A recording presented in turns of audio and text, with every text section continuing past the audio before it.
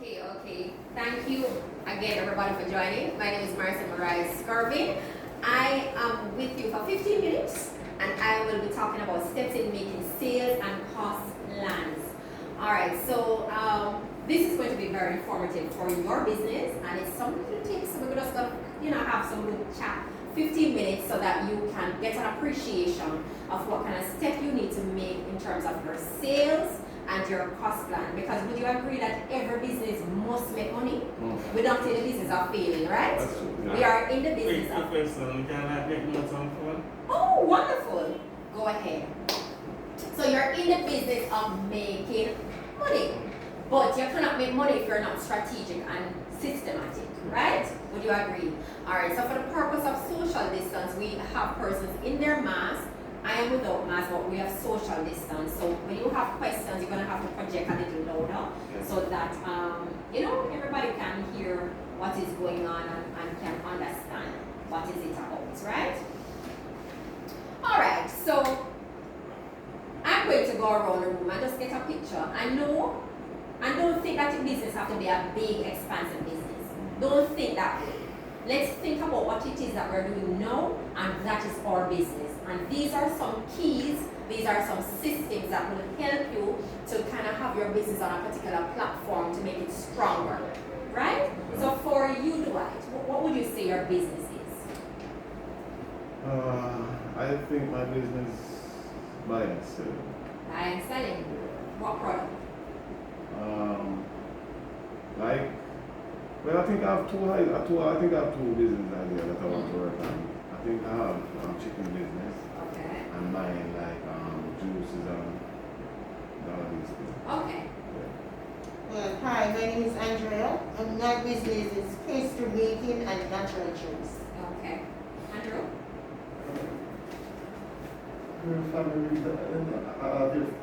Okay. Well, you're thinking on it though. All right. Well, my business, that's it from young, I always want to own like a store, like sell clothes and shoes. Okay. Wonderful. My business is farming. Farming. Okay. What kind of product, particularly? Like potato and Okay. yam. Nice. Nice. What about you, Hunter? What's your business? Well, basically my business is Hunters Express, basically a taxi service with other vehicle services, and it's already up and running. Okay. Yeah. Wonderful. Good. All right. If you want, you can social distance and give their phone. They remember our thing. Great. When you think of your business, you must think passion of the business. Because remember, you are the owner of your business, and your business depends on you.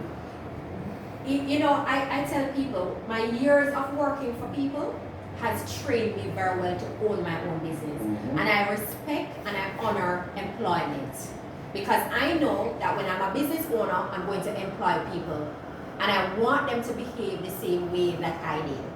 So I try to be respectful of their time. I try to honor their things that they're doing. I try to be very professional. I try to exercise customer service. Those are some of the key things. When you think about your business, you hug it up because your business is personal to you. Not true? Your business, you die for your business, you don't want to share it too much with people, but you hug it up and say, well, my business, keep me up at night because I want to work on this business. So my assignment is steps in making sales and cost plans. Now with that business, I want to give you some steps.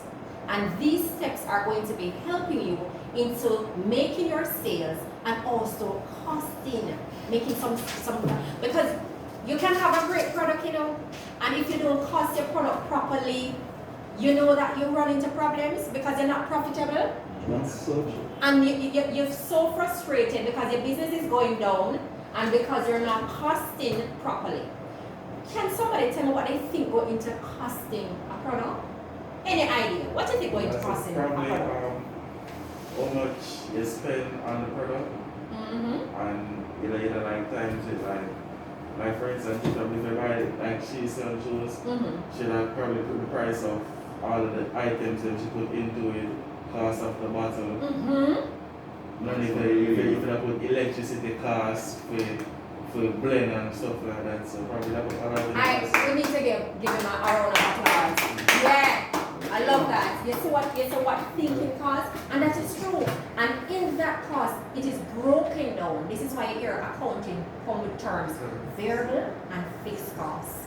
So like what he says, you have to know what the variable costs are, things that you know is not a fixed cost. So like your light, you know, say you always use light, you always use water, you know those are your fixed costs, right? But your variable costs come into different things. How much bottles you might get 50 bottles this week, you get 100 bottles next week. Those are variable costs, depending, so it depends on sales and it depends on other things. So these are some of the things that you start breaking down so you know where and how to apply your stuff.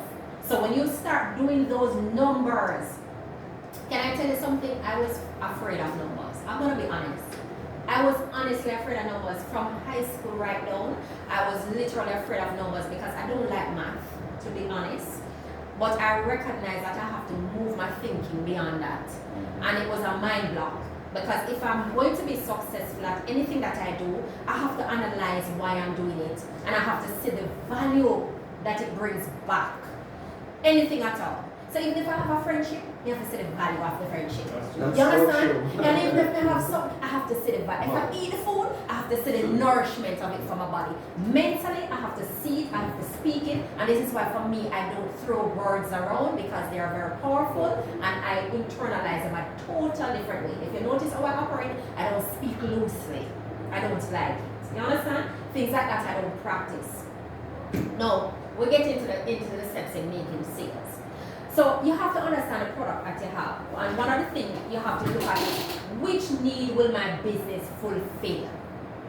It has to fulfill a need, you know. A service. It has to fulfill a service because if you're not going to identify that niche, there's no way you can start so you're going to make sales. And if there's even room for that market because a lot of markets are very competitive. Right. So you know which market your business you're heading into.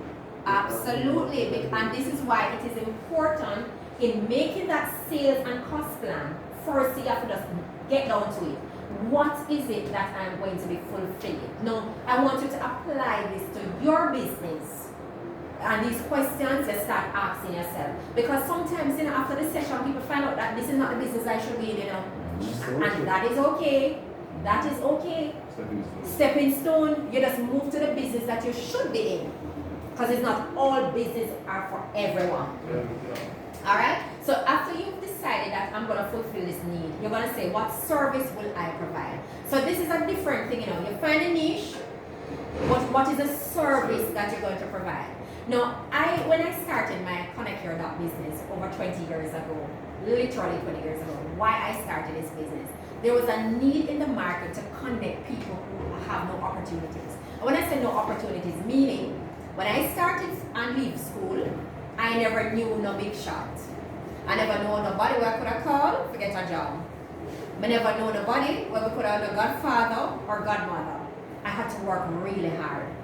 And because I saw how Jamaica market was, Jamaica market is a market of no one. So you have to connect those dots. And this is why I connected the dots. I started as a JP in my 20s because I wanted other people to have access to me. Because JP was a thing that you could not have a JP to sign something.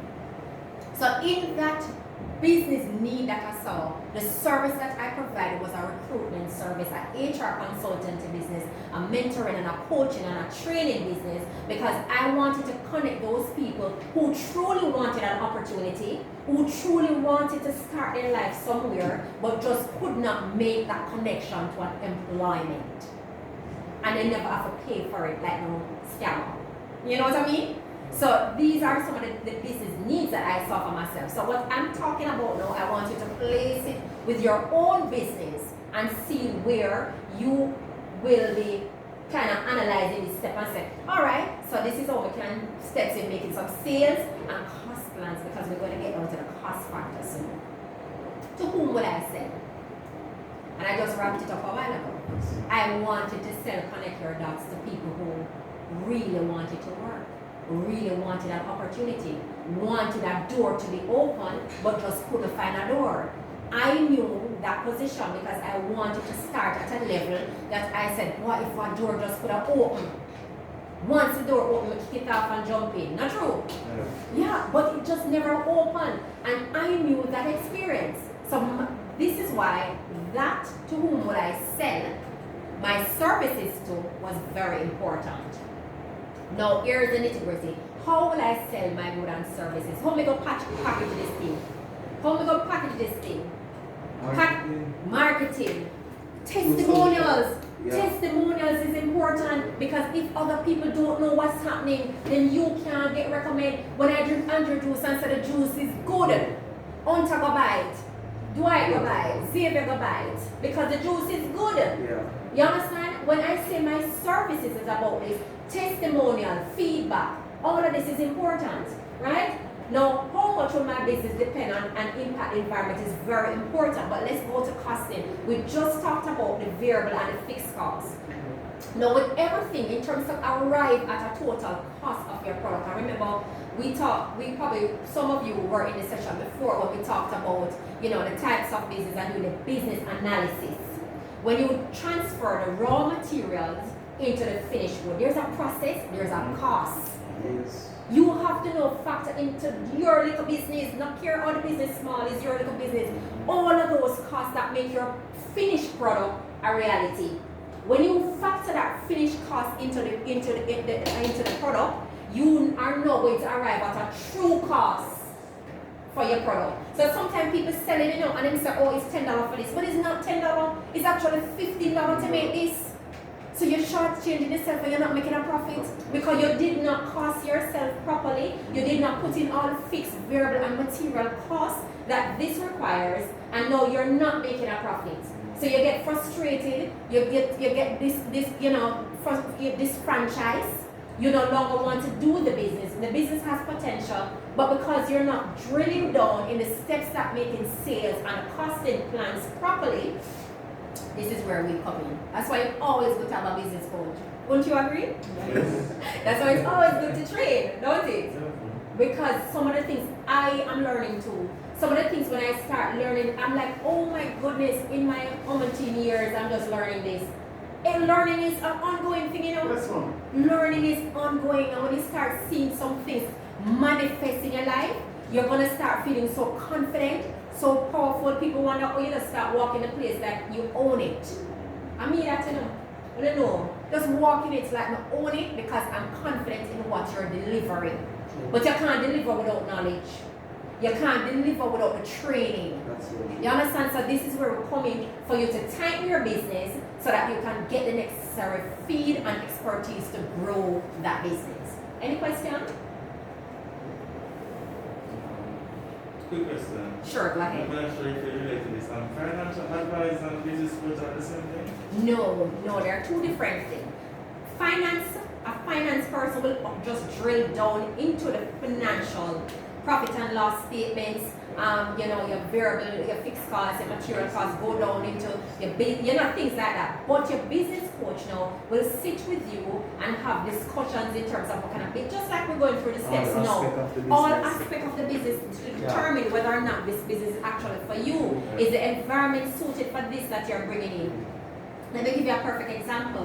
One of my friends, when the sanitization thing came about, he immediately wanted to bring in this big machine from China that walk into the place and sanitize everywhere. Now Jamaica not ready for that. Okay. Maybe the US or other big countries would appreciate that, but I don't see us spending millions of dollars to have a little robot to walk around and a sanitized place. We are just not ready for that yet. So you have to know where your business is ready or something. It can be a good idea, but after you've gone down and drilled down, you realize that I don't think this is the right approach. Let me just, so everything, when you're doing your thing, there's a process. I want to leave that with you. There's always a process to do something. You're making your sales, there's a process. Your cost plan, there's a process, right? You have to determine the cost that comes into that raw material going into finished product. Every cost that is associated with that, then you break them apart and you know how to balance your book. You start recording your stuff. It don't matter if it's one you sell. Have a book. Yeah. You record every sale. When you do that and you start flipping back the book, I have books that I go back to all 20 years ago. I just start giving my son some of my books that I wrote down things.